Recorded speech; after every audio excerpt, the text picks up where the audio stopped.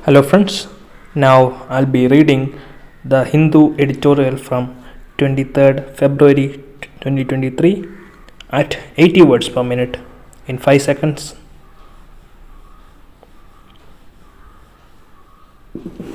Start. The nation may have celebrated Azadi Ka Amrit Mahotsav on the completion of 75 years of independence and the 74th anniversary of the founding of the republic, but there are still deep contradictions in the country. Abject poverty prevails. There is a deepening divide between the rich and the poor. Precarious conditions affect the rule of law, and not so good governance poses grave challenges to the very existence of democracy and the republic. The nation stands polarized on religious and caste lines, resulting in the creation of deep distrust, if not animosity. The party in power at the center is unwilling to cede an inch to the opposition to maintain a vibrant democracy. There is a constant targeting of the opposition as verbal attacks and political destabilization of governments in opposition ruled states through political machinations and raids and checks by several core central agencies.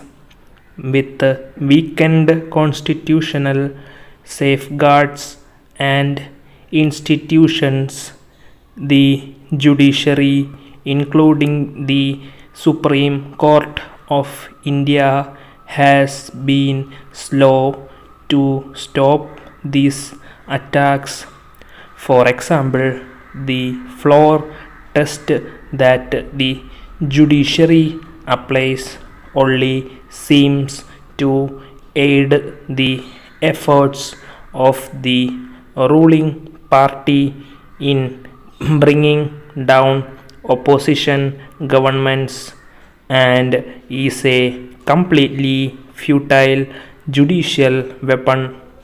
The judiciary needs to innovate to stop the luring of elected MLAs in order to protect the power of the little man in a democracy, as Sir Winston Churchill described it. So, where is the Amrit?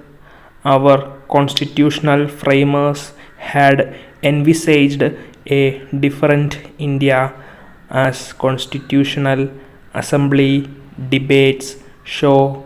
H.V. Kamath on November 5, 1948 had said, "I hope that we in India will go forward and try to make the state exist for the individual rather than the individual for the state.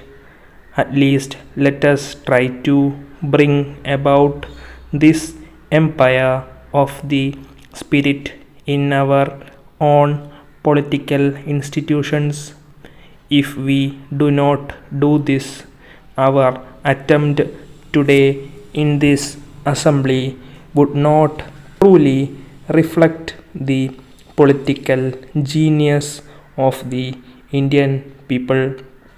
India of the ages is not dead nor has she spoken her last creative word. She lives and has still something to do for herself and for the human family. Have we marched in this direction over 7 decades? For those who perpetuate polarization, an incident narrated by H.V. Kamath is the answer. Referring to the 1927 Congress session in Madras, he narrates Pandit Madam Mohan Malaviya asked Muslims, "What safeguards did you ask from the Secretary of State for India or from the Government of India? We are here. What better safeguard do you want?"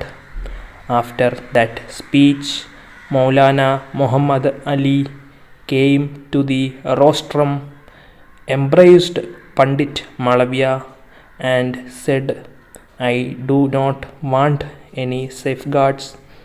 We want to live as Indians, as part of the Indian body politic. We want no safeguards from the British government. Pandit Malaviya is our best safeguard. Constitutionally, the republic that was envisioned by the framers was that George Grote, the historian, had desired. B.R. Ambedkar quotes him reverently. A paramount reverence for the forms of the Constitution, enforcing obedience to authority, acting under and within these forms, yet combined with the habit of open speech, of action subject only to definite legal control and unrestrained censure of those very authorities as to all their public acts, combined too with a perfect confidence in the bosom of every citizen amidst the bitterness of party contest, that the forms of the Constitution will not be less scared in the eyes of his opponents than in his own. But then B.R. Ambedkar expresses his fear thereupon, saying, "The other is that it is perfectly possible to prevent the Constitution without changing its form by merely changing the form of the administration and making it inconsistent and opposed to the spirit of the Constitution." The question is, can we presume such a diffusion of constitutional morality? Constitutional morality is not a natural sentiment. It has to be cultivated. We must realize that our people have yet to learn it. Democracy in India is only a top dressing on Indian soil, which is essentially under-democratic. The failure of the constitutional and administrative authorities to work as per the letter and spirit of the Constitution shows how undemocratic India is. Discussing the importance of opposition members of the Constituent Assembly, Z.H. Ellery said on May 20th, 1949, everyone knows that power corrupts and absolute power corrupts absolutely. It is also a truism to say that every party that comes into power tries to make its hold permanent. The only check on the degeneration of party government into despotism is the existence of another party that keeps a strict eye on the doings of the cabinet and the party and thereby prevents the degeneration of a party government into a dictatorship. Stop. Please join the Telegram group in the comment section for the PDF. Thank you.